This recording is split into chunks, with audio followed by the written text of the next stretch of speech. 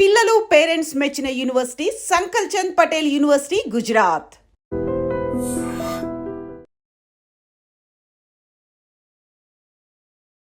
నమస్కారం, welcome to I dream.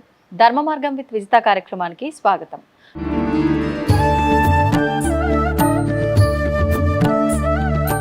అమ్మ, వసంత నవరాత్రులు మనకు సంవత్సరంలో నవరాత్రులు 4 నవరాత్రులు వస్తాయి. అందులో ముఖ్యంగా ఇప్పుడు రాబోతున్నది వసంత నవరాత్రులు. అసలు ఏంటి వసంత నవరాత్రులు? ఈ సమయంలో ఏ దేవత ఆరాధన చేయాలి? ఒక్కో పండగకి ఒక్కో దేవుడు ప్రత్యేకం, కానీ ఉగాదికి ఏ దేవుడు లేడు. ప్రకృతే ఉగాది. అవునమ్మా.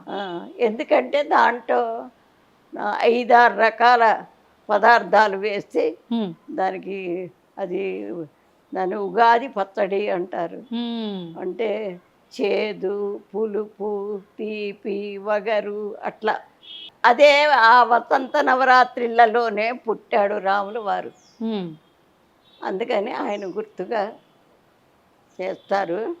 మేము కూడా గుళ్ళో వసంత నవరాత్రులు చేస్తాం, మొత్తం 11 రోజులు. ఈసారి కొత్త కార్యక్రమం రాముల వారి పట్టాభిషేకం చేద్దాం అనుకుంటున్నా. ఆయన పట్టాభి సీతారామచంద్ర స్వామి మా స్వామి వారు. అది మన అయోధ్యలో ప్రతిష్ఠ అయిన రోజే ఇక్కడ కూడా ప్రతిష్ఠ చేసాం. ఓహో. అందుకని అక్కడ జరిగినవన్నీ ఇక్కడ చేస్తాం. దానికి భక్తులు ఒక్కొక్కళ్ళు వాళ్ళ పేరున వచ్చి పూజ చేయించుకుంటూ ఉంటారు. అది తర్వాత విష్ణు సహస్రనామ పారాయణ, తర్వాత 1,00,000 పుష్పార్చన, 1,00,000 తులసి అర్చన, మరి సత్యనారాయణ వ్రతం కార్యక్రమాలు బాగా జరుగుతాయి. ఇప్పుడు వసంత నవరాత్రులు ఇంట్లో ఆడవాళ్ళు గనక ఆచరించాలి నవరాత్రుల పూజా విధానము అని అంటే చేసుకునే అవకాశం ఉందంటారా? చేసుకోవచ్చు. ఏ రకంగా చేసుకోవచ్చు? ఏ రకంగా అంటే రాముల వారి విగ్రహాలు ఉంటాయి కదా, చిన్నవైనా మట్టివైనా, సీతారామ లక్ష్మణుడు, ఆంజనేయ స్వామి, అందరికీ రోజు అభిషేకం, తర్వాత పూజ చేసుకుని వడపప్పు పానకం ముఖ్యం నైవేద్యం. మేము కూడా రోజు చేస్తాము. తర్వాత కళ్యాణం కూడా చేస్తాం. శ్రీరామనవమి రోజు కళ్యాణం చేస్తాం.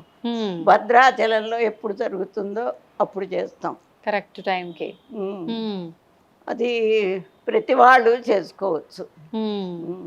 ఇప్పుడు మానవుడే దేవుడు అన్నదానికి తార్కాణం ఆయనే. అవునమ్మా. ఆయన మామూలుగా మనలాగానే పుట్టాడు, కాకపోతే రాజవంశంలో పుట్టాడు. కాస్త అన్నీ ఇవి ఉన్నాయి, హంగు ఉంది. అయినా కూడా మామూలు మానవుడిగా మెరిగాడు. రాజ్యం కోసం, ప్రజల కోసం తను ఎన్ని కష్టాలు పడ్డాడో అన్ని పడ్డాడు. అవును. ఎక్కడా కూడా నేను భగవంతుణ్ణి అని చెప్పలేదు. అందుకే మానవుడే దేవుడు అన్నది. ఎందుకంటే మానవుడికి దేవుడికి ఉండాల్సిన గుణాలన్నీ ఆయనలో ఉన్నాయి. తండ్రి మాట అసలు జవదాటల. పెళ్లి చేసుకోవటానికి కూడా గురువు గారి ఆజ్ఞ ప్రకారం శివధనస్సు విరిచి సీతమ్మవారిని చేసుకున్నాడు. తర్వాత మరి అన్నదమ్ముల్ని ఎంతో ప్రేమగా చూశాడు. అట్లాగే 3 తల్లులైన 3 సమానంగా చూశాడు. రాజ్యంలో ఆయన అయితే వనవాసానికి వెళ్ళేటప్పుడు అసలు రాజ్యం మొత్తం సరయూ నది దాకా ఆయన ఎంబడే వచ్చారట. వెళ్ళమంటే ఎంతకి వెళ్ళలేదట. నువ్వు వెళ్ళొద్దు రామా, నువ్వు రాజ్యంలో ఉండాలని. మరి అంతమంది మనసుల్ని గెలుచుకున్నాడు అంటే మహాత్ముడు. అవునమ్మా. అంటే సాక్షాత్తు భగవంతుడే మానవ రూపంలో వచ్చాడు కాబట్టి సాధ్యపడిందమ్మా.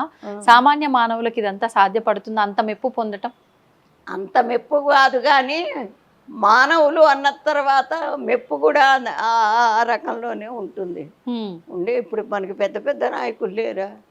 దేశం కోసం, స్వతంత్రాన్ని తీసుకురావటం కోసం ఎన్ని కష్టాలు పడి ఎంతో చేసిన వాళ్ళు లేరా? ఉన్నారు. కానీ ఇప్పుడు అసలు అదంతా మర్చిపోయినారు. నిజంగా స్వాతంత్ర సమరం ఎంత కష్టాలు పడితే వచ్చిందండి. ఎంత కష్టం అంటే ప్రాణాలు అట్లా త్యాగం చేసేసారు.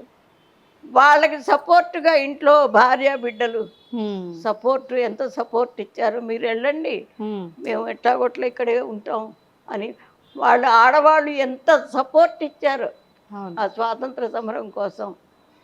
మరి ఇప్పుడు వాళ్ళకి అదేమీ లేదు కదా. ఆ స్వతంత్రాన్ని నిలబెట్టుకోవాలనే భావన కూడా లేకుండా పోయింది. ఉమ్. ఎవరికి వారు స్వతంత్రాన్ని కోరుకుంటున్నారు కానీ దేశం పైన అది ఆ లేదు. మక్కువ అది లేదు. ఇప్పుడు మొన్న చైనా యుద్ధం వచ్చినప్పుడు అప్పుడు ఎంత ఇబ్బందులు పడ్డారు. ఉమ్. ఇప్పుడు మళ్ళా ఎప్పుడో వచ్చేట్టుంది, అవును. అప్పుడు తెలుస్తుంది. ఏదైనా అనుభవంలోకి వచ్చినప్పుడే అంతే. దాని విషయం అనేది అర్థమవుతుంది. ఎందుకంటే వీళ్ళంతా మానవులు కదా. అవును. అదే భగవత్ స్వరూపులయ్యి ఆ భగవంతుడి లక్షణాలు ఉన్న వాడికి ముందే తెలుస్తుంది ఉమ్. ఇట్లా చేసుకుంటే బాగుంటుంది అని. ధన్యవాదాలమ్మా. శుభం శుభం. దీన్ని తవ్వండి, తవ్వుతూనే శివలింగం. పరమాత్మకు జీవా సరే దాన్ని అట్లా కప్పేసేయండి, చూపించదండి. Krishna is there. మూర్తి పూజ కాదు, సాక్షాత్ బ్రజేంద్ర నందన భగవాన్ ఉన్నారు మూర్తిలో. ఏమీ ఆశించకుండా ఆరాధించే వాళ్ళు కూడా ఉన్నారా ప్రభుజీ? నిజమైన భక్తి అంటే మనకు తెలియదు కాబట్టి